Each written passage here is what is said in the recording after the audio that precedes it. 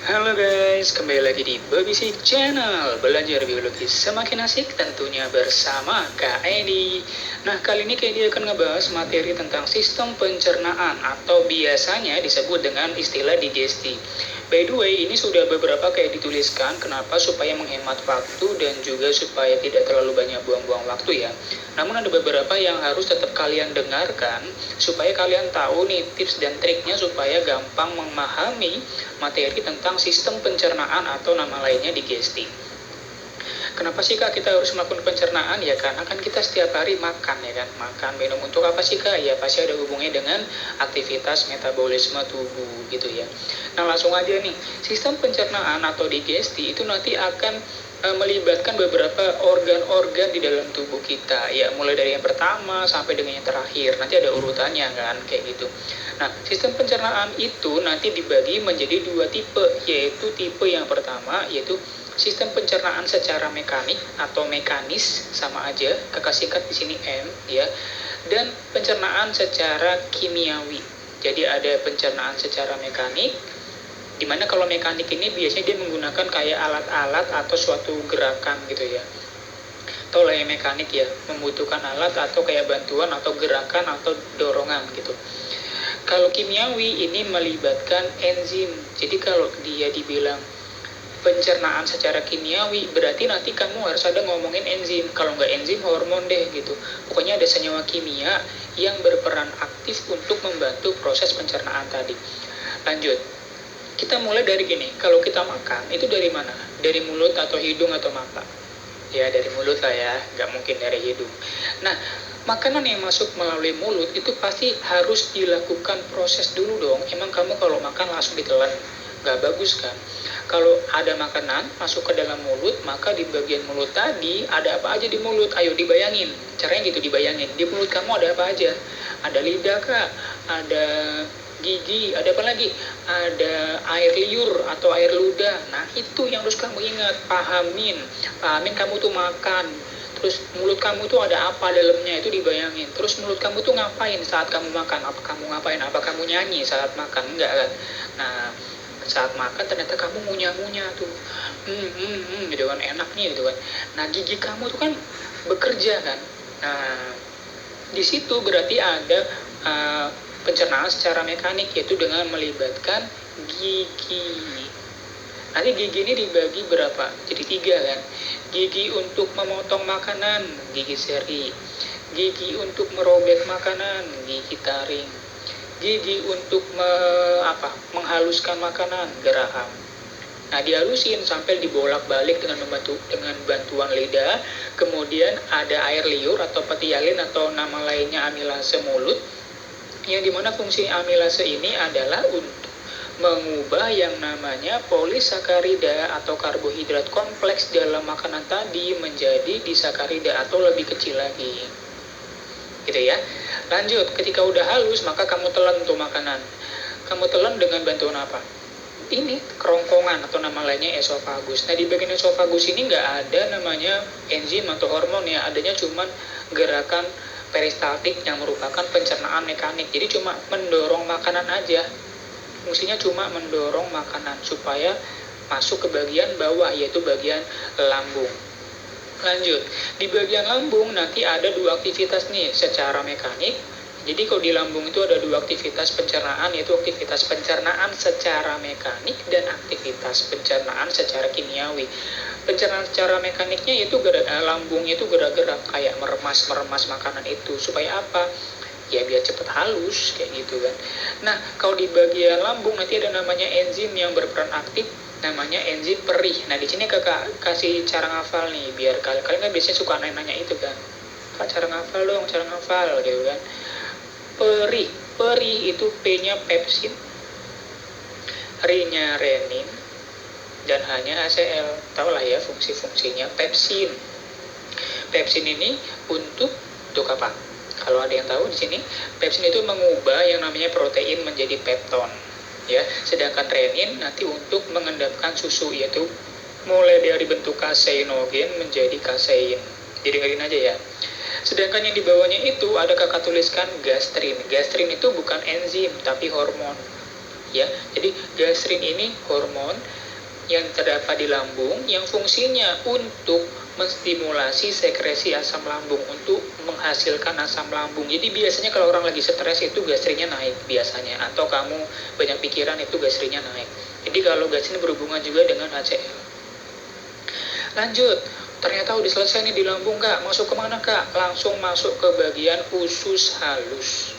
Oke, masuk ke bagian usus halus. Nah, di bagian usus halus inilah yang lebih complicated dibandingkan bagian yang lainnya guys. Jadi kakak saranin kamu tuh harus lebih dalam ngebaca yang bagian usus halus.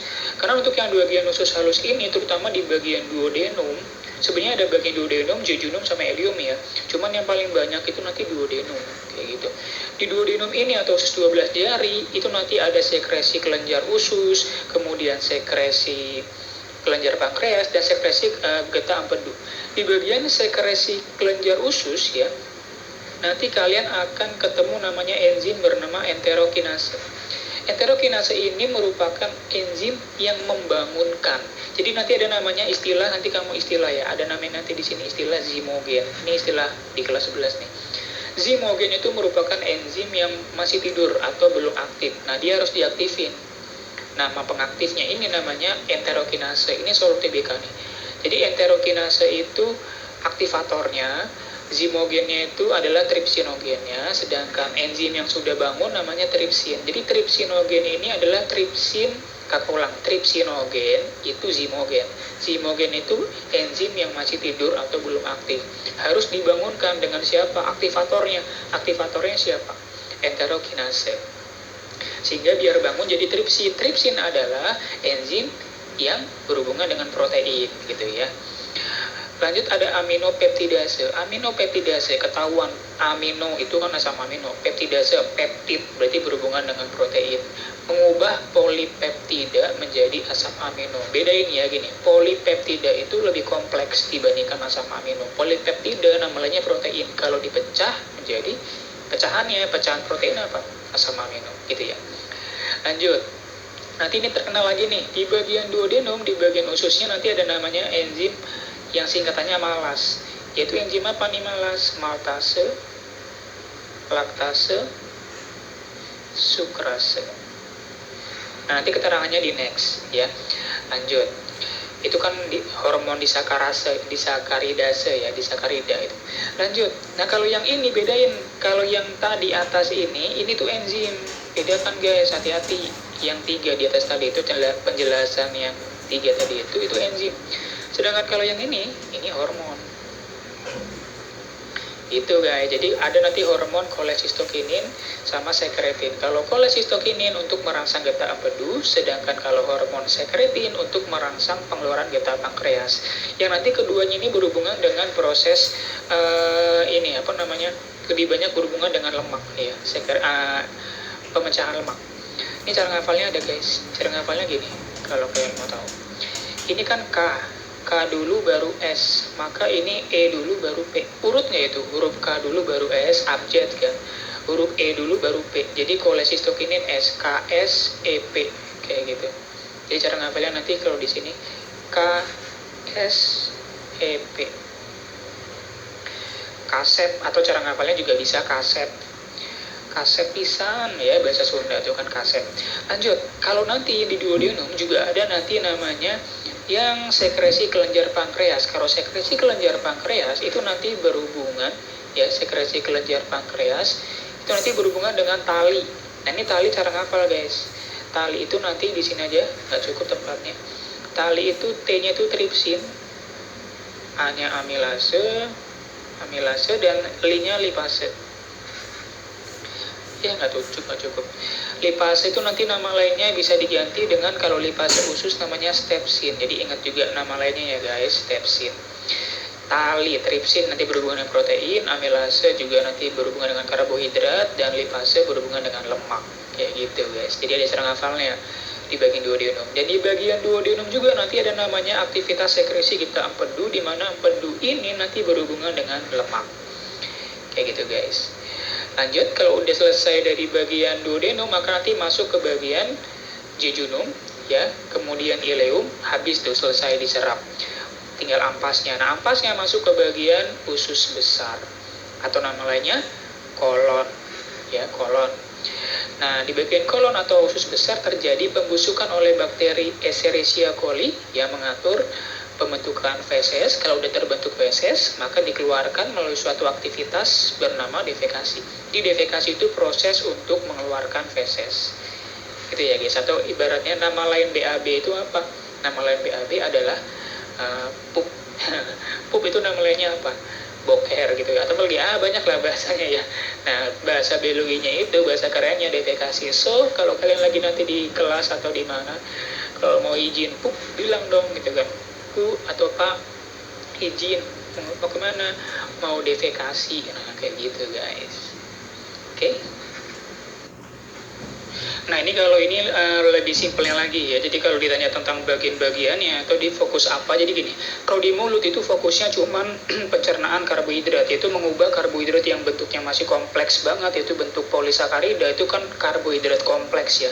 Dipecah sampai jadi urutan yang kedua, yaitu disakarida atau gula yang terdiri dari dua jenis gula. Atau karbohidrat dengan dua gula. Kemudian masuk di bagian esofagus, nggak usah banyak ngomong kalau di esofagus. Esofagus itu cuma tempat lewat doang, nalon ya gitu ya. Yang penting itu yang penting-penting aja diingat ya, lambung. Di bagian lambung itu ada protein. Jadi pencernaan protein itu didominasi. Jadi kalau pencernaan protein didominasi bagian lambung sama usus halus. Dan di bagian lambung nanti ada namanya pepsin gitu kan. Kalau di usus halus itu nanti ada banyak. Jadi kalau di lambung cuma fokus protein, tapi kalau di bagian usus halus itu nanti ada ngomongin protein, ada ngomongin karbohidrat, ada ngomongin lemak. Makanya kakak bilang tadi apa? Kalian fokus yang banyak, yaitu di bagian yang usus halus. Karena usus halus itu banyak banget yang dibahas kayak gitu ya. Di bagian lambung itu nanti ada namanya enzim pepsin. Itu berhubungan dengan protein juga. Kemudian di usus halus nanti ada juga nama enzim namanya enzim tripsin. Itu juga merupakan enzim berhubungan dengan protein. Ini ada cara ngapalnya, coba lihat. P dulu baru T. Lambung dulu baru usus. Bener nggak? Bener nggak? Di bagian usus halus tadi kan ada tripsin kan? Ada, terutama di bagian yang berhubungan dengan pankreas ya. Jadi nanti ini tripsin ini nanti berhubungan dengan pankreasnya. Sebenarnya bukan di bagian lambungnya pas, tapi di bagian kayak celah antara pankreas mau ke bagian duodenum ya. Cuman ini biar lebih dekat aja. Atau lebih tepatnya tripsin ini pankreas deh. Cara ngapalnya gini, lambung dulu baru pankreas ya enggak? Lambung dulu baru pankreas, L dulu baru P, kemudian P dulu baru T. Pepsin, tripsin, P dulu baru T, pas nggak urutan abjadnya? Ya udah, berarti itu prosesnya juga berurutan. Protein dipecah dulu jadi protein dipecah dulu dari pepsin. Astaga, kakak lagi error nih. Protein dipecah dulu jadi pepton, kemudian pepton yang sudah terbentuk akan diproses lagi menjadi asam amino. Jadi dua tahapan ini langsung bekerja secara berurutan. Dari lambung kemudian ke duodenum, terutama di bagian pankreasnya dipecah lagi dengan enzim bernama tripsin. Kayak gitu ya. Karena di bagian usus halus ini nanti di bagian duodenumnya terutama itu banyak berhubungan dengan kemana-mana. Ke empedu, ke hati, ke pankreas kayak gitu. Nah, untuk yang di bagian usus halus yang ngomongin karbohidrat yang tadi kakak skip, yaitu bagian malas nih, malas. Malas itu maltase, laktase, sukrase, itu nama enzimnya. Kalau nama substratnya, kalau kita bicara substrat, maka namanya itu maltosa, laktosa, sukrosa. Ini kan nanti tinggal diubah aja. Maltosa itu apa? Jadi mengubah maltosa jadi apa? Maltosa itu ada apa isinya? Kayak gitu. Kemudian laktosa itu ada berapa isinya? Sukrosa. Gitu.